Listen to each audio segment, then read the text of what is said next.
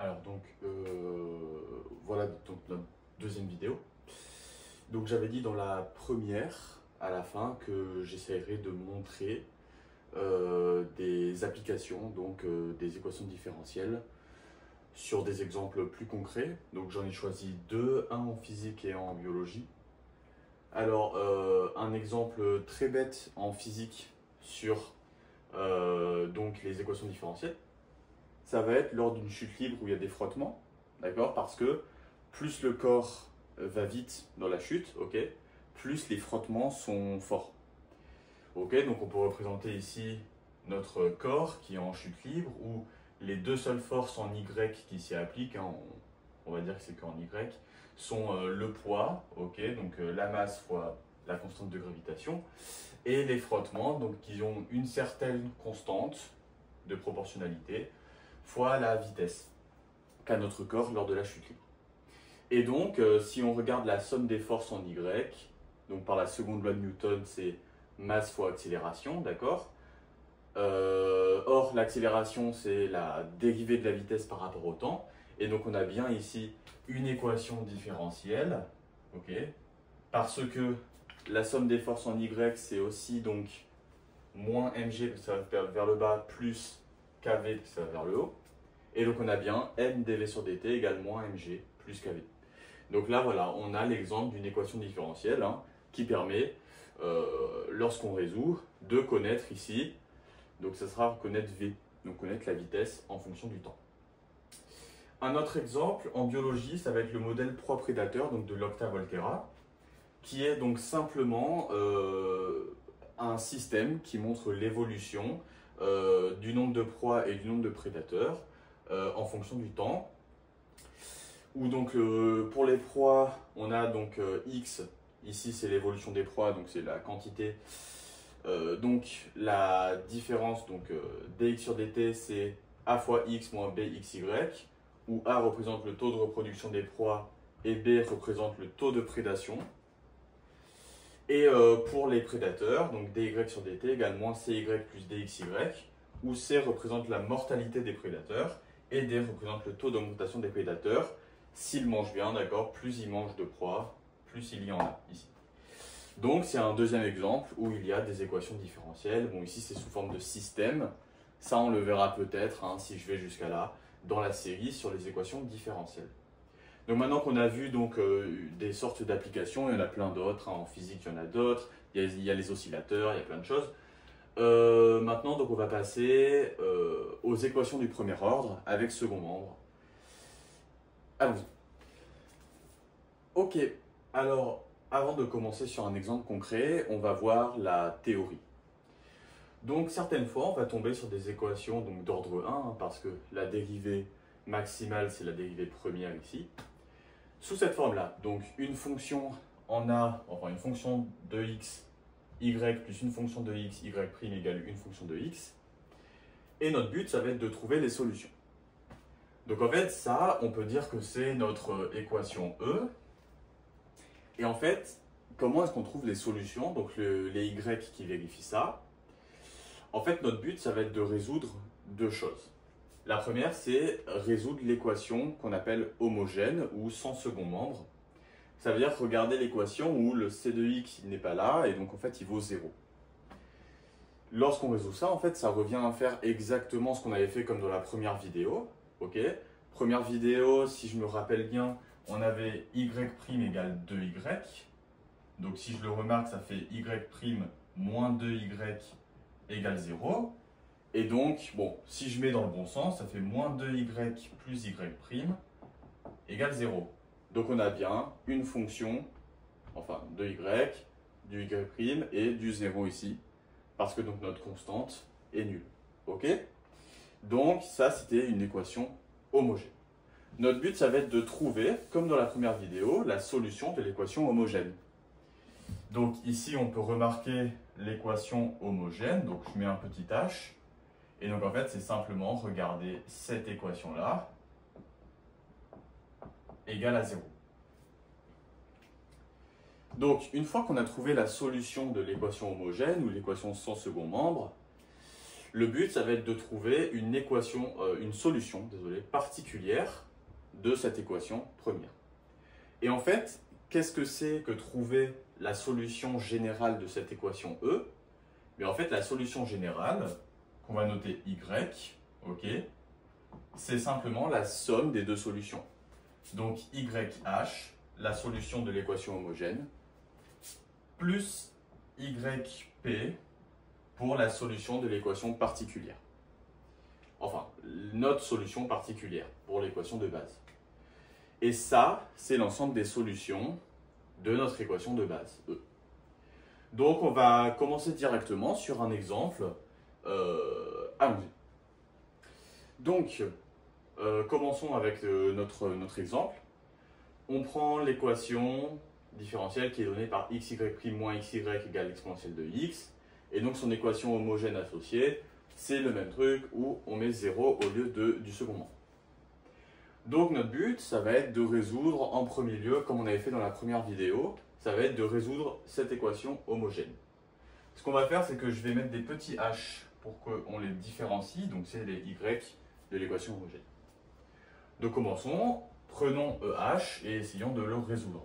On a donc x, y, h' est égal à x, y, h. J'ai juste passé de l'autre côté.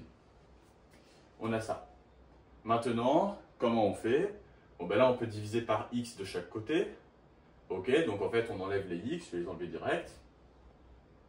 Hop. Et puis, on obtient que y'h sur yh est égal à, donc on a divisé les 1, égal à 1. Ok. Donc maintenant, vous connaissez la technique. On fait apparaître dy sur dx. Donc on obtient dy'' sur dx. Le YH, je le laisse et je vais directement passer, vous avez compris, le dx de l'autre côté. Voilà. Donc on a ça. Bon, il y a un 1 devant, hein, mais implicitement, on sait qu'il est là. Ok. Donc maintenant, j'intègre dy'. Alors j'ai laissé le prime, il n'y a plus de prime du coup. Sur YH est égal à dx. Bon, cette équation différentielle est très simple à résoudre, il n'y a pas de souci. On verra dans d'autres vidéos hein, des cas un peu plus durs où il faudra plus réfléchir, mais bon, pour l'instant, voilà, on est sur des cas assez simples. Ça, c'est comme tout à l'heure, donc ln de y de h, hop, est égal ici x plus c, ou comme tout à l'heure, mon c, donc je vais le réécrire, en fait ici j'ai techniquement plus c1 et plus c2, ok, et donc mon c en fait ici il est égal à c2 moins c1, et mon c ici, pour l'instant, hein, il est dans R. Bon là il n'y a pas de souci. On continue. Donc maintenant, pour enlever le logarithme, hein, n'est pas rien, vous connaissez, on met à l'exponentielle.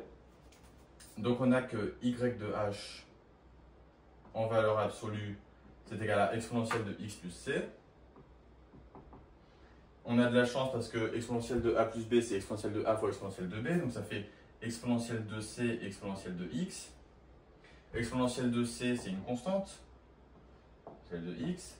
Donc k ici, c'est exponentielle d'un nombre réel, donc c'est dans donc k c'est exponentielle de c et il appartient à r plus étoile.